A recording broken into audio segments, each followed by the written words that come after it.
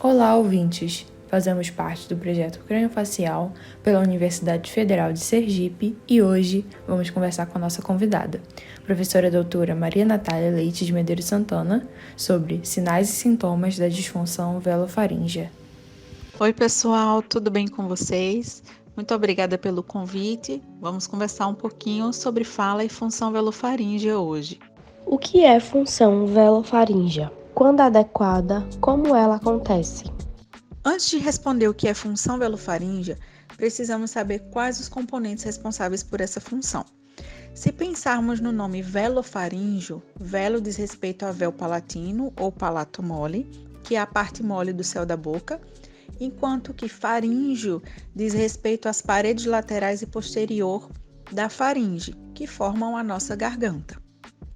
Essas estruturas formam, na região posterior ao nariz, um esfíncter que se fecha e se abre. Esse esfíncter separa o espaço que existe entre o nariz e a boca. Então, todas as vezes que estamos respirando pelo nariz, essas estruturas estão separadas, ou seja, o esfíncter está aberto e permite que o ar passe do meio externo para o meio interno. Já quando precisamos falar, sugar ou deglutir, essas estruturas se unem e o esfíncter se fecha e separa as cavidades nasal e oral. Muito bem. Função velofaríngea, então, é nada mais nada menos que o trabalho conjunto dessas estruturas durante a fala, a sucção e a deglutição. O que é disfunção velofaríngea e quais suas implicâncias para a comunicação? Quando o véu palatino, a parte mole do céu da boca, e as paredes faríngeas, a garganta, trabalham corretamente, separando as cavidades nasal e oral durante a sucção, a deglutição e a fala, dizemos que a função velofaríngea está adequada. Já quando, por algum motivo, essas estruturas não conseguem trabalhar em harmonia e o esfíncter permanece completamente ou parcialmente aberto, mantendo uma comunicação entre o nariz e a boca, dizemos que existe uma disfunção velofaríngea. Se existe uma comunicação entre o nariz e a boca, isso significa que durante a fala existirá um direcionamento de ar para a boca, mas também para o nariz. Isso leva a algumas alterações, dentre elas podemos destacar um quadro que chamamos de hipernasalidade, muito conhecido como fala fanhosa. Dependendo do grau dessa hipernasalidade, por exemplo, em casos de hipernasalidade moderada ou severa, a comunicação pode ser muito prejudicada, porque as pessoas terão dificuldade em compreender essa fala. Quais são as principais características da fala resultante da disfunção velofaríngea? As principais características da disfunção velofaríngea são, primeiro, a hipernasalidade, que é a fala fanhosa, que nós acabamos de falar. Segundo, a emissão de ar nasal, que é quando escapa ar pelo nariz durante a fala. Muitas vezes esse escape pode ser audível, ou seja, nós escutamos o ar escapando pelo nariz.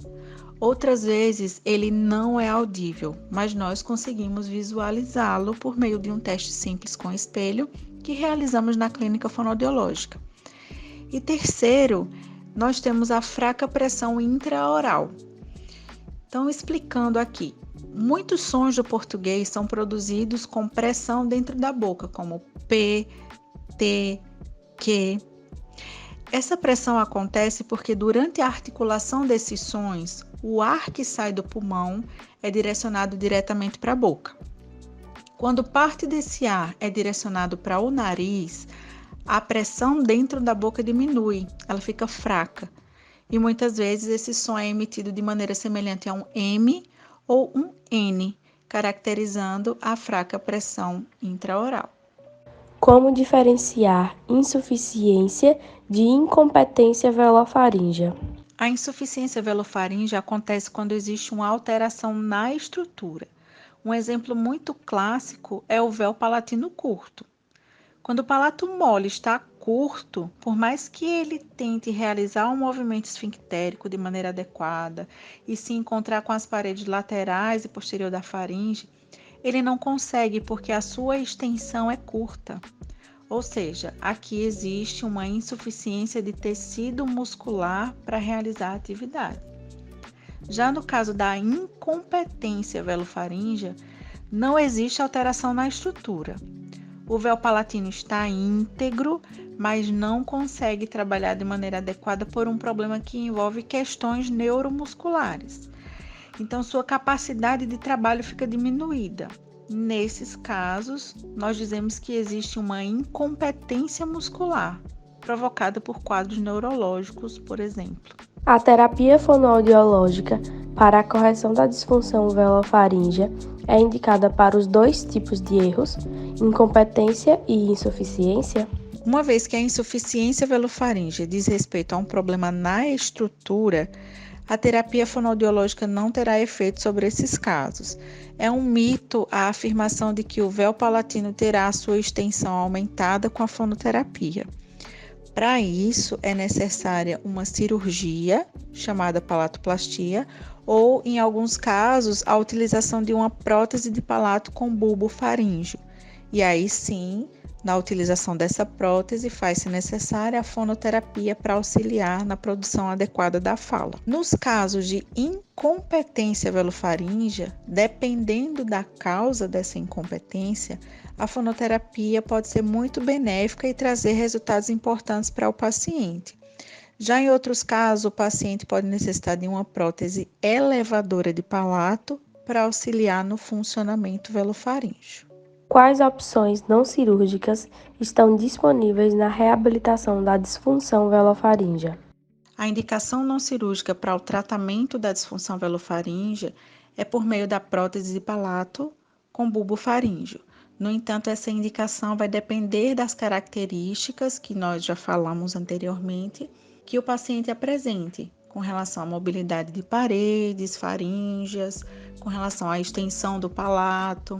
Enfim, são várias características que precisam ser analisadas por meio do exame de nasofaringoscopia para decidir se a prótese é indicada ou não. Qual a prevalência de disfunção velofaríngea em pacientes com fissura labiopalatina? Os estudos têm mostrado que cerca de 30% dos pacientes que fazem a cirurgia de palato permanecem com algum sintoma de fala, hipernasalidade, escape de ar nasal, caracterizando a disfunção velofaríngea. Isso depende de centro para centro, mas de maneira geral, cerca de 30% dessa população com fissura labiopalatina reparada ainda tem alterações de fala.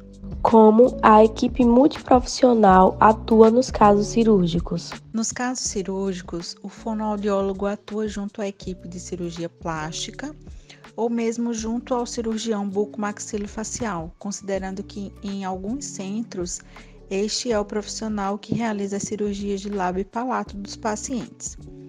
Então, no momento da definição de conduta cirúrgica, quando o exame de nasofaringoscopia é realizado pelo médico, o fonoaudiólogo realiza algumas provas de fala específicas para que seja registrado o melhor movimento do véu palatino e das paredes faríngeas, e assim auxiliar o cirurgião na escolha da melhor técnica cirúrgica.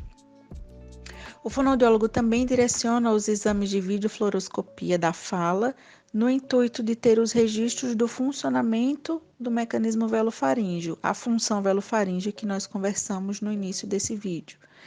Esse é um outro exame que auxilia na definição de conduta cirúrgica.